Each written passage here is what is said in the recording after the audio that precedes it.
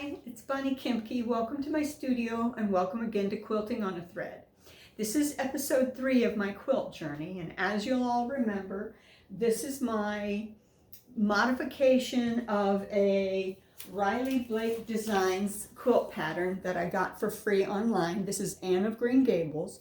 Anne of Green Gables is a 64 inch by 64 inch quilt.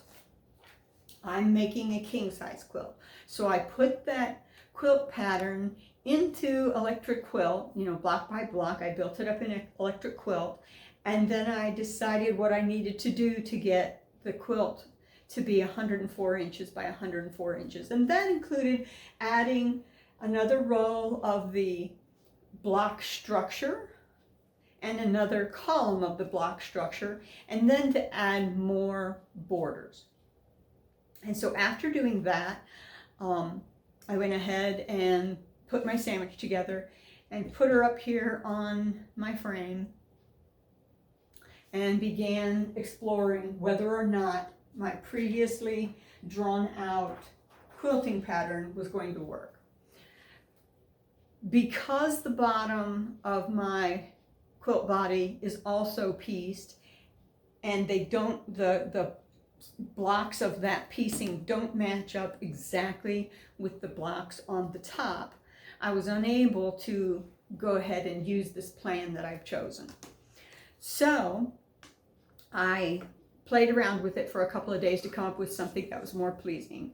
So I used this Modern Wave quilt, quilting ruler by Quiltoff, and it actually has 2 distinct waves, but if you turn it around and use it upside down, you wind up having 2 more quilt waves.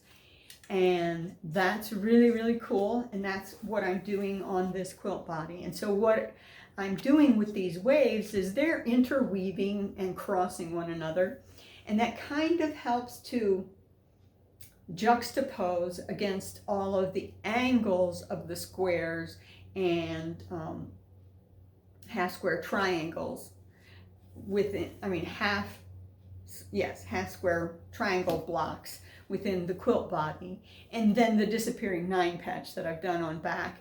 And this oscillating wave with different wave shapes really does appeal on both sides. Now, one of the things that I found myself encountering as I was doing the stitching coming right to left was that the thread would shred. Now I'm using a glide size 50 thread with the appropriate size 16 needle, and that's what's recommended for that size thread in the owner manual to my Unique 19. But because the thread was shredding, after changing needles out a few times and still having the shredding issue, I changed to a size 18. And that's because the glide thread is a twisted multi-filament thread, and I thought a larger needle would ease the shredding. And it did, but it didn't end the shredding.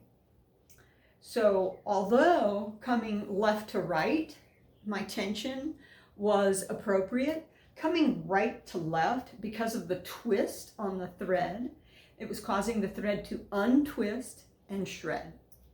So I had to play with the tensioning, both in the bobbin case and on the upper tension, until I reached a point where the thread was no longer shredding. And the stitches look beautiful going left to right, as well as coming right to left.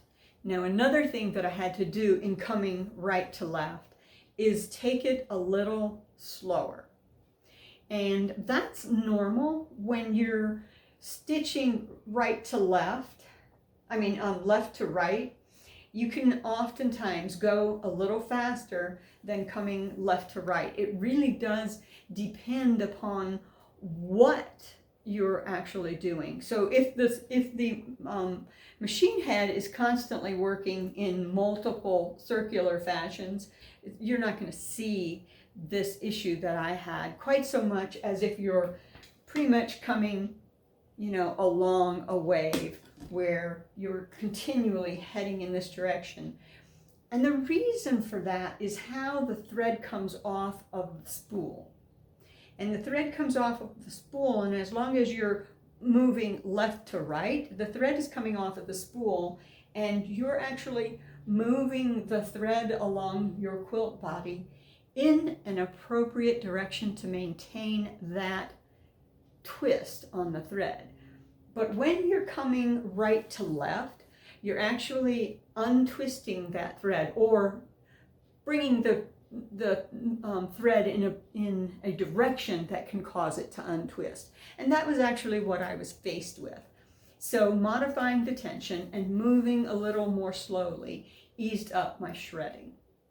So you may find that to be helpful in projects that you're working on in the future.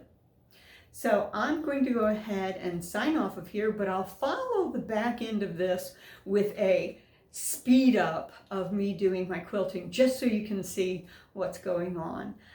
So that'll be the end of edition 3, of episode 3 of this journey on my quilt. And we probably won't be back together until I get much further along in the quilt. Thank you again for joining me here on Quilting on a Thread. Bye-bye.